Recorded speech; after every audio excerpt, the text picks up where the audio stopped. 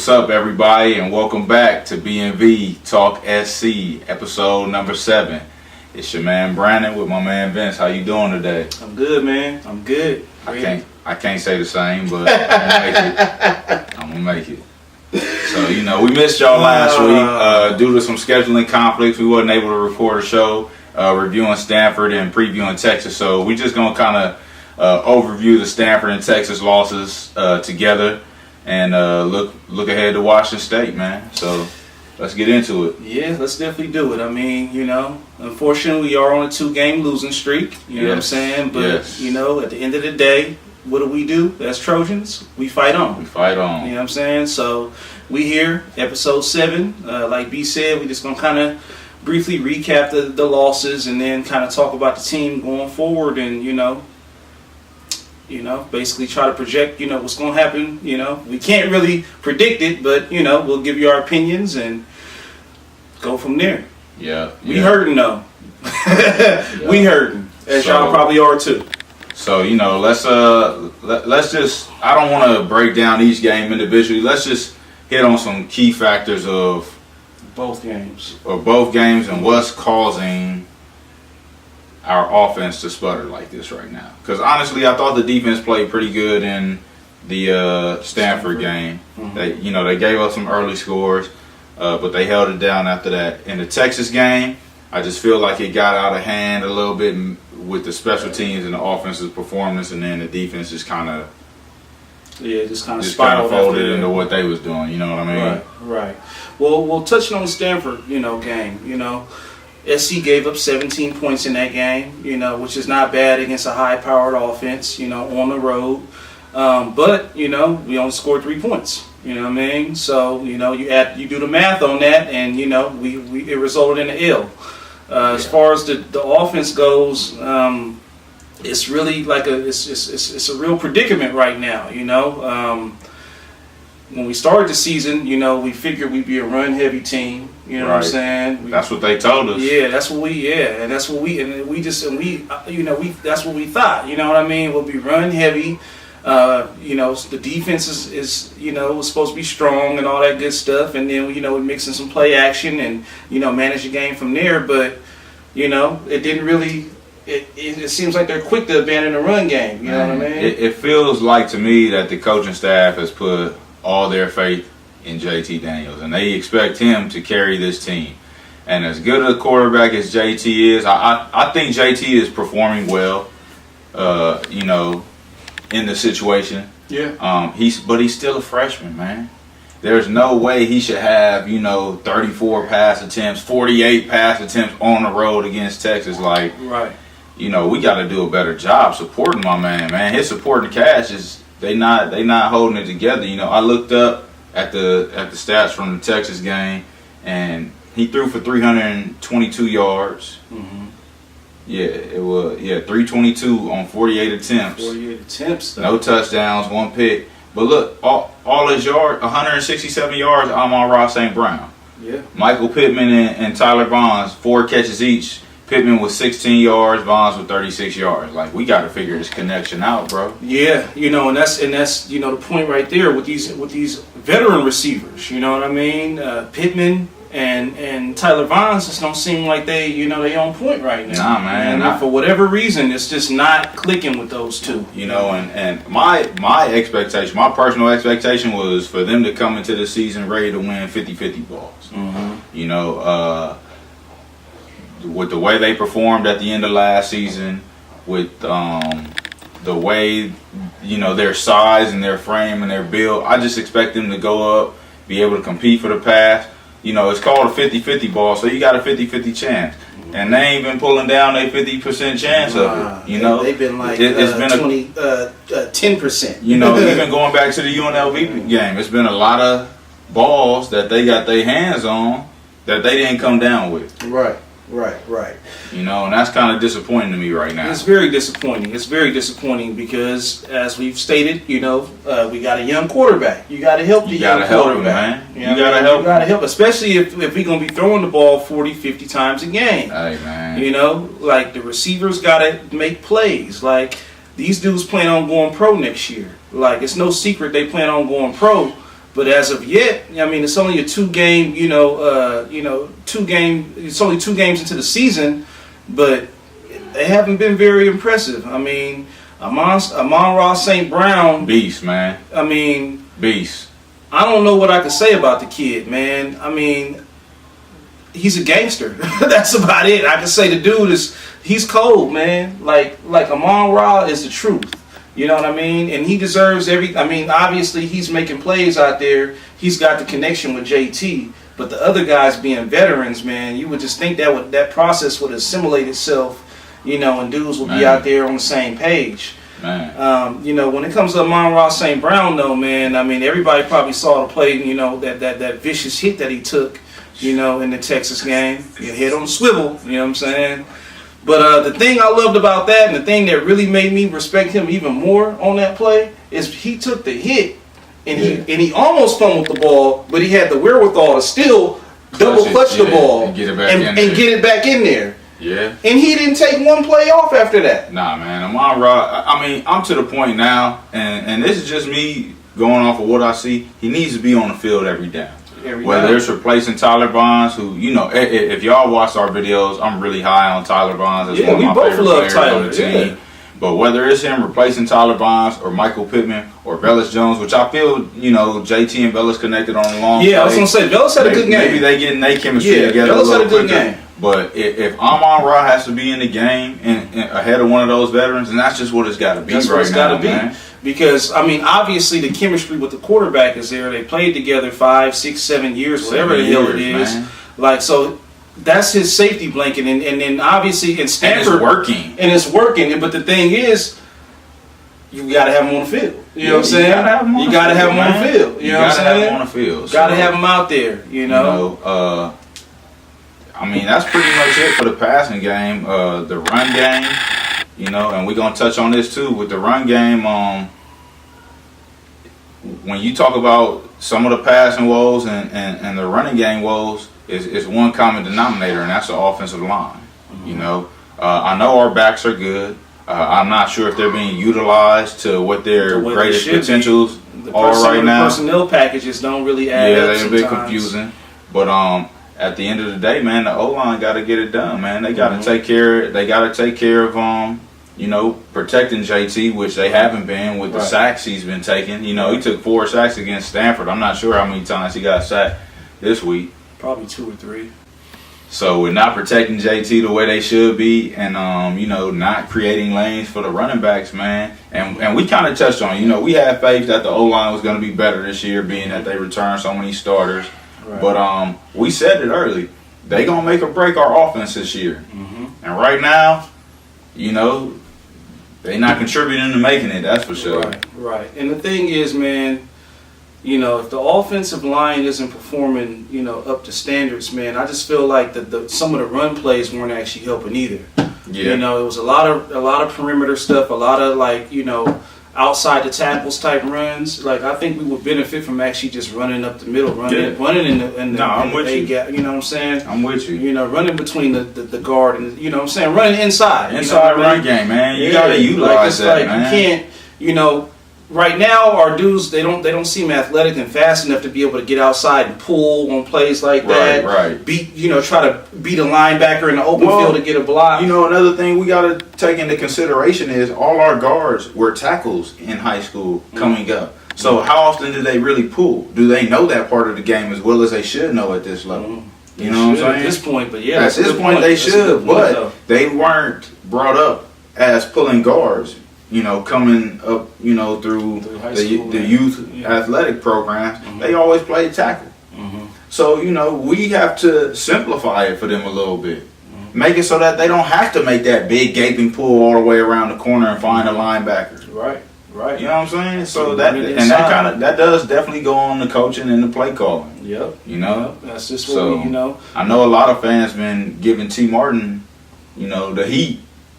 They've been on him. I mean, I blame everybody on the offensive staff. I know T's the offensive coordinator, and he's the one calling the plays. But it's a collective thing. I mean, even with the we talking about the O-line right now, it just seems that there's not really any continuity with the line. And it's just, I don't know what's going on as far as coaching, but it doesn't seem like they really clicking at all, like, period. Like, I even heard, on the sideline, like, they would, one of the players, was kind of yelling at the O-line coach, you know what I'm saying? Like, at them during the Texas game, you know what I'm saying? So, and that's not even to say that, I mean, obviously in the heat of the moment things happen, but there's definitely, just judging it, just if you base it on the actual play, the results that we see on the field, there's a disconnect somewhere, not just with the O-line, but with the team in general. With the team in general, there's some sort of disconnect. So especially on the offensive side. On the defensive side, it bothers me because as good as players as we have, the inconsistencies are the same things that they've been for the last 2-3 years. Man, the same thing. Missed tackles and communication errors. Still busting coverages. When Texas threw that long touchdown down the middle, I see Epsiode looking around. He's shading him to the outside, which tells me in his mind he should have inside safety help. Right. Nobody's there. Nobody there. That's a defensive miscommunication that somebody. I don't know if it was Epsiode got the wrong call. I don't know if Marvell wasn't where he was supposed to be, or whoever the deep safety was on that play. But that's a coverage bust. Yeah. We shouldn't have those with this many seniors on our back end, and they've been coached by the same guy for the last 3 years. Right.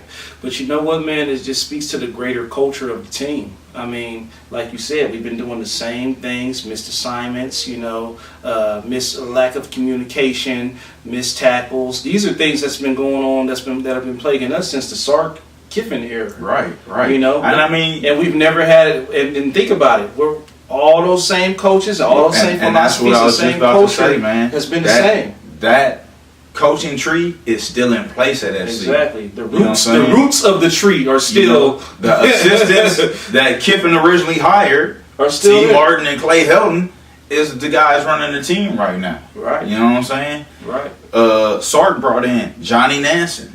Still on the team, and I'm not saying. No, I'm not going to knock Nansen because Nansen, he's on the defensive side. I'm not saying that any of these coaches are bad coaches, but we always talked about we needed to change the culture when we changed these coaches, and we didn't though. Yeah, because it's the reason why these guys were hired by the previous coaches at USC because they fit a certain profile, a certain philosophy, So when those guys eventually take over, T. Martin, Clay Helton, a lot of those philosophies, not everything, and he's been playing really because he was with Lane. Right, exactly. Yes, this is his first tour. He was with Lane. Yeah, he was with Lane for 1 year and then he left, and now he's back. You know what I'm saying? Right. So it's just really. It's just really a culture. It's really a way that things are done that kind of been consistent and have remained the same. Yeah. Some things have changed for the good, but a few of those bad things ain't never left. You know what I mean? And it kind of puts me in conundrum, and this is just me speaking as a fan. You know what I'm saying? Because as a fan, you don't want to have that quick trigger finger. Clay, this is only his 3rd year as a full-time head coach. He's never been a head coach before, so he's kind of learning on the fly, which was one thing that bothered me about them hiring him. Yeah. You come into a program like SC, you need to have a little bit of head coaching experience. Yeah. Really, I prefer you to have a lot, but you need to have some. No, you definitely have to, but that's out of our control at the end of the day. Right, I don't feel like SC is a place USC is not a training wheels. Yeah, you don't learn on the fly out here. Yeah, you don't learn on the fly at SC. You got to come in somewhere else established. Exactly. But getting back to my point, I look at coaches around college football. They get fired after 2-3 years and they haven't got their system in place and yada yada yada. And I always go back to Dabo Swinney. Clemson gave Dabo Swinney 6, 7, 8 years to get it right out there, and he got it right. He got him to a national championship. He keeps them in the playoffs consistently. He has that team built in a place where they're going to be contenders year in, year out. And I really want to give this staff that kind of credit. But when I see us take steps backwards, and I'm not saying we taking a step backwards, like I understand we got a freshman QB, but I'm of the philosophy that you coach to your personnel and not try to get your personnel to fit your scheme. You know what I'm saying? Yeah. What do we have on this team? What should be our strengths? and that's not the strength of this team right now. Yeah, no, I hear you, man. I hear you. It's tough, man. It's really tough right now. Like And we ain't even talked about special teams. Yeah, the offense is. And did you hear Chase McGrath might be out for the season? Yeah, he's out for the season. He did tear his ACL. ACL on that block field goal. Tore his ACL on the block. So I mean, look, we gonna keep fighting on at the end of the day, man. We gonna keep doing these. We gonna keep doing these videos. We gonna bring it to y'all raw, and we hope. And SC, we gonna always support SC, and we know y'all will too. Yeah. But it's a lot of stuff that needs to. I done bought too much change. Nike gear to go back down, man. Got too many goddamn dry fits and shorts, to switch it up now. But you know how it is. It's just from that fan perspective of being frustrated, man. If you're a fan of any team and they not living up to the potential that you see or you have for them, you're gonna have some frustrations. But I just like to see it's one thing to lose a game. It's another thing to lose a game making the same mistakes as you made the previous week. We were still stalling out on drives. Man. Like you said, we abandoned the run game in the second half pretty much. And it's just, hey, it's no place for that. We have elite running backs. We could bust big plays. Like, right. Yeah, Rojo's not back there anymore, but Stephen Carr is an explosive back. Yeah. He's shown it. Right. We got to get the ball in his hands, man. Exactly, man. And then, I mean, at the end of the day, we got to be balanced. Shit. Right. We can't go out there like we totally neglected the balance. And it's not even. There were total, and I'm not counting JT Daniels right here, 13 carries, man. Or 11 carries. What is that? 13. Yeah, 13 carries total against Texas. 13 carries total. And mind you, Carr had a 23-yard touchdown. And finished the game with 13 total yards. You got a freshman quarterback in his second start on the road against 100,000+ people, and you put the ball in his hands and have him throw it 48 times. That shit ain't gonna cut it. And I don't include like the 3 times he got sacked, so he really dropped back to throw it 50+ times. Right. We just can't. That can't be the narrative for this team. Nah. Something's gotta change with the offensive philosophy, and I feel like some of the offensive woes have started to bleed over to the defense. Now, let's touch on some positives now. We've been going through a bunch of negative stuff. We talked about Amon-Ra, man. The kid's going to be a star. He's a stud. Yeah, Amon-Ra St. Brown, man. I mean, the thing I love about him is his composure, man. He's so composed out there, so cool. He took that hit. He went to the sideline. They checked him out. Oh, he's good. He got his mouthpiece knocked. That was a vicious blow, dog. That hit was vicious. Yeah.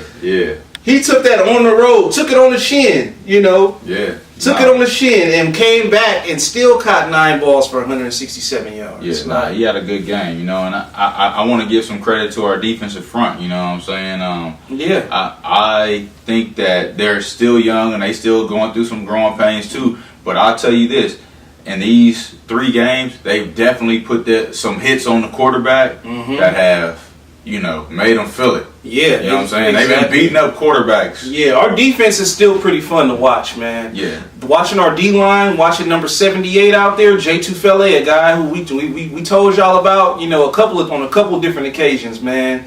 That dude is so disruptive out there. And we've noticed the rotation early a lot, too. And that could be part of the growing pains that we're going through. It's been a lot of young players out there when some big plays have been made, but it's been some veterans out there when big plays have been made too. It's been I was going to say, it's been some veterans out there. Porter Gustin, talking to you. Yeah, but, and the thing with Porter is he does pass rush, he's on it. You know what I'm saying? Getting to the quarterback, he's on it. But in the run game, he's just got to he's got to stick to what his job is. He's got to have discipline. Outside contain, he lacks it at times. You know what I'm saying? And that's what being an outside linebacker is, man. You can't just have your hair on fire every play, man. Yeah, you got to be able to read and diagnose. Just as a linebacker, you got to be able to read, diagnose. I mean, fake reverses, all that stuff. You gotta hold that outside position down. Nah, you're definitely right, man. And now we've been forced into a situation where we gotta play some young safeties, man. Since what? Week 1. The preseason week. Hold on, we've lost Bubba Bolden, We've lost Waikili Ross, and now Paul Mile out for the season. You know what I'm saying? Like, Yeah. And you know what? A position that was deep is now. It's not looking great. And you know what? I want to give those guys that are in there a shout out too, man. Especially I want to shout out CJ Pollard. Yeah, man. CJ been holding it down. CJ been holding it down out there, you know. So, you know, I'm happy to see that. You know what I mean? He got his opportunity and he's trying to make the best of it. Right. You know, Hufanga's gonna be a star. I firmly believe Hufanga's gonna be a star. You know, it's gonna take him some time to, you know, it's obviously it's a learning curve. Right. But he's gonna be a star. Yeah. You know what I mean? But CJ Pollard, man. Real talk. Yeah, keep holding it down on the back end, man. Keep holding it down on the back end, man. Yeah. And, you know, some of the younger cats like OG has been looking good. Biggie's been pretty consistent so far this year. Yeah, Biggie's been pretty consistent. Biggie been looking pretty good. He had a nice forced fumble in the Texas game. We have to bring the total package to these next games. You know what I'm saying? Like, this Washington State on a Friday, yeah, it's at home, but this is a big game, man. We go down in the conference 0-2. And it's not looking too good for us clinching the South. We still got a good shot at the South. That's what we got to remind ourselves. We got one conference loss to Stanford.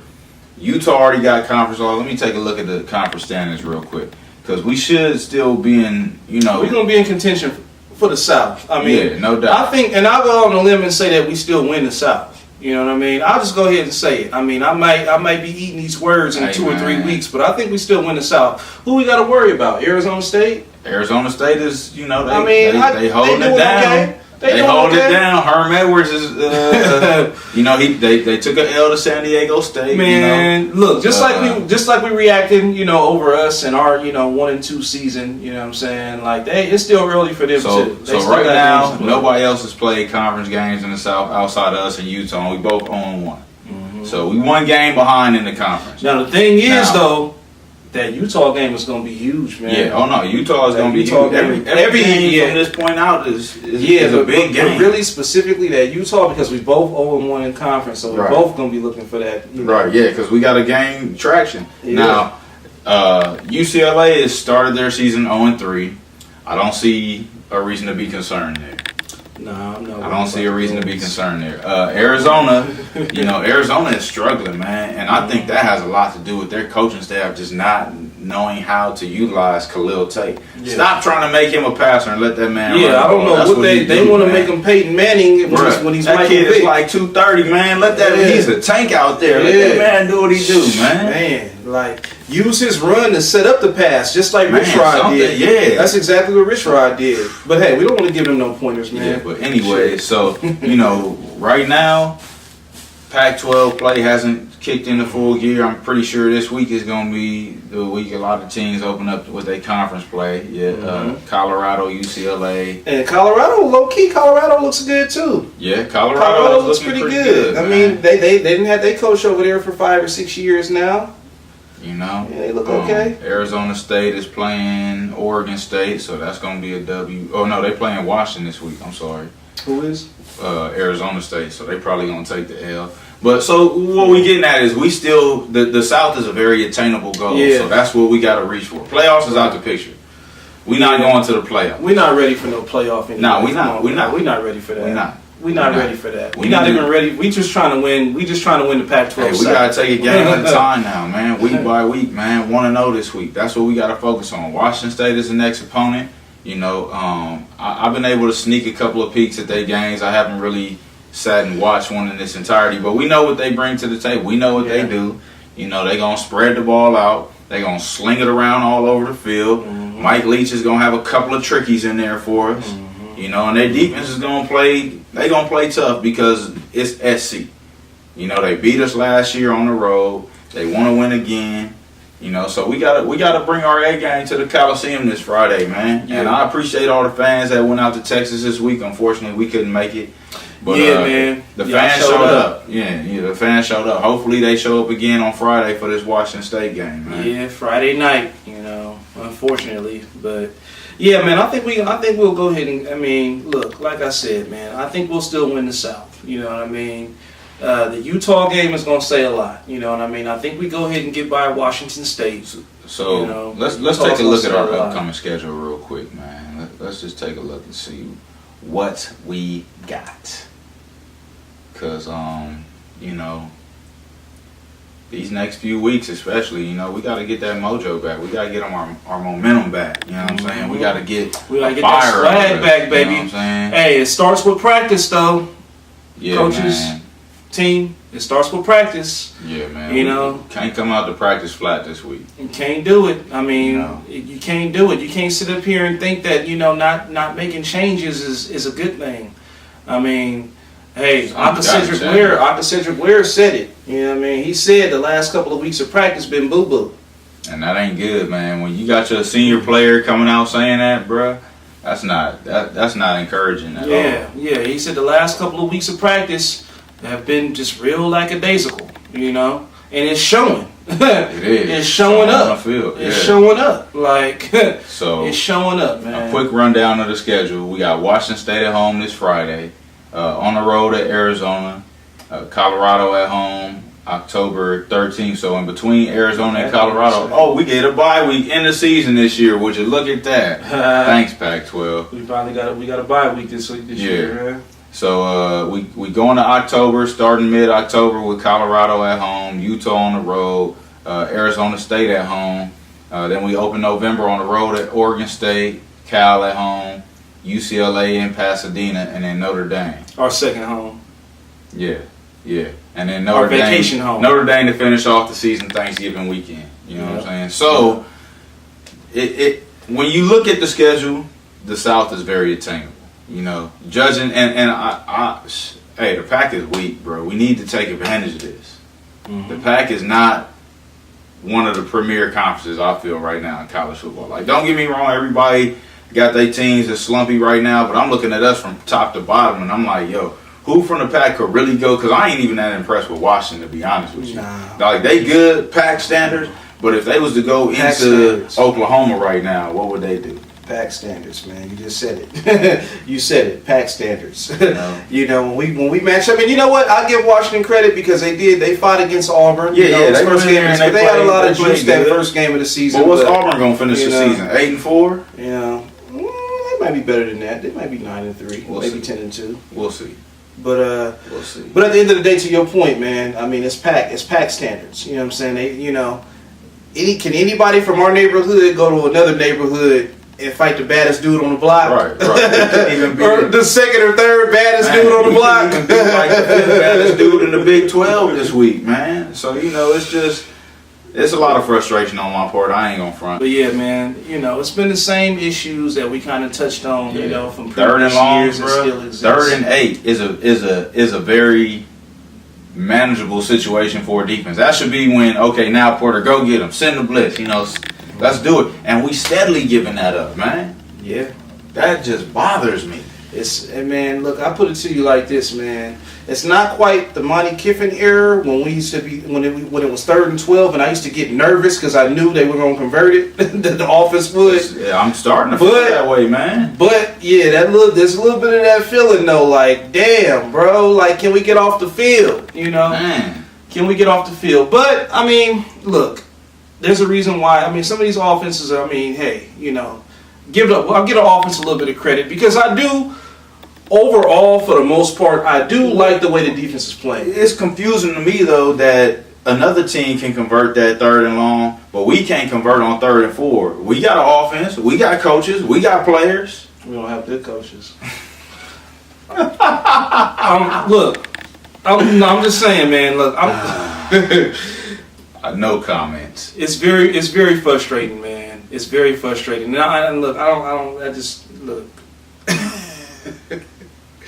It's very, very frustrating, man. We got to get a W. Personnel packages. I need. Look, we do have good coaches, but I need them to show how good they are. You know what I mean? Because at the end of the day, you know, they got to all be on the same page, and it just don't feel like it's no. So it don't feel like it's. I feel like everybody is doing a different thing. I watch us run the fly sweep and steady get tackled for negative yards, and then I watched the Rams last week go out there and run the fly sweep 6 times. Man, come on now. You can't compare the Rams to this. I'm just saying, though. It's all schematics, though. It's all in the scheme. It is. You're right. It's all. They break down. Look, they share the same stadium. They need to go in the McAfee office and, hey man, what are you doing on offense right now? Because we need. You some know help. what? That's funny though because I mean the first game we did run a little fly sweeps. Amon Ra got a couple. That was UNLV. Yeah, but I'm saying though we did it. Yeah. But it's to your point. Like it makes me think about maybe they did pick that up from the Rams. You know what I'm saying? Mm-hmm. But then the thing is with us, we'll do something one week and then we won't see it again the rest of the year until like week 12. You know? Yeah. I don't know, man. We got to look, man. I don't think we have bad coaches. I don't, man. But I just really think that they misguided right now. Like they need to figure it out. Like man. I really feel like, man, like y'all need to all sit in a room and figure this shit out, man. Because we get into the 30 and it's just like, yeah, it just stops. It just stops. And while we recruiting, we got all these damn 5-star athletes, man. Like. But then we're hindering them because of the scheme and because of certain philosophies. Like I say, you coach to your personnel. You find a scheme. I don't care what your strategy is in your mind as a coach. You got to say, what do I have to work with? What ingredients do I have to make for dinner tonight?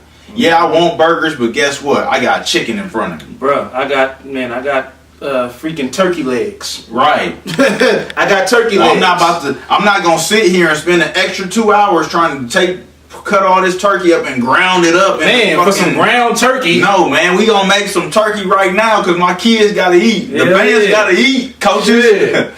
Figure out how to turn these turkey legs into a gourmet dinner. Take them damn turkey legs. Make a sandwich. It looks like a burger.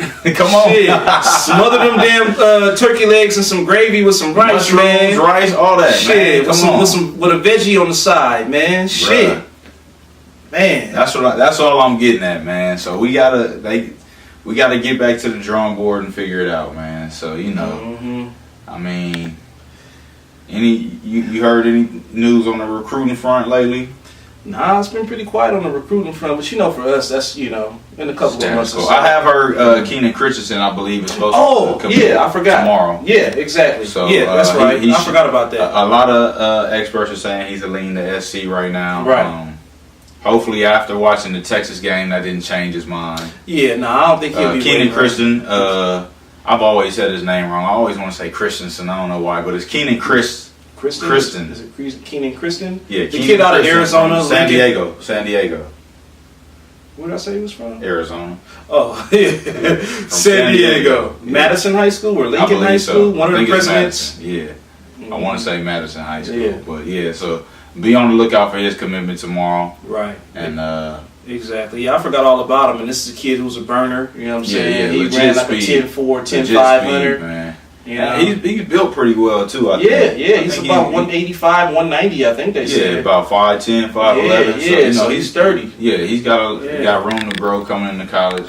Exactly. So we expect big things from him if he goes ahead and if he picks. He's only taking an official visit to UCLA.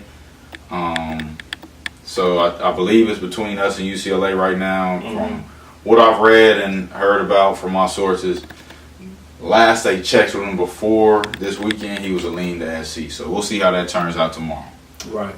I mean, I don't know, man. I got more questions than answers for people right now, man. Is there anything else you want to touch on, though, before we wrap this up? Man, I just want to say, man, at the end of the day, let's just practice hard. Let's start there.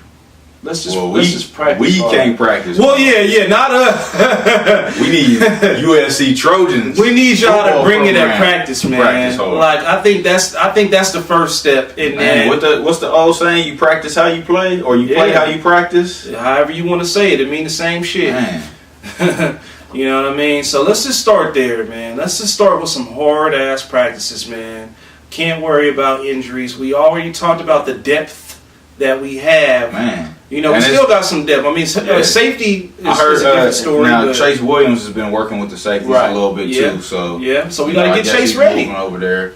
We got to get him ready to play. And have CJ, as good a job as CJ is doing, like really pull him in and, hey, you are our starter. You have to give him that encouragement. It don't matter how you got here. You the starter now. So we expect starter things from you. Yeah, and You know what he's I'm been saying? playing well Give too. him that confidence, man.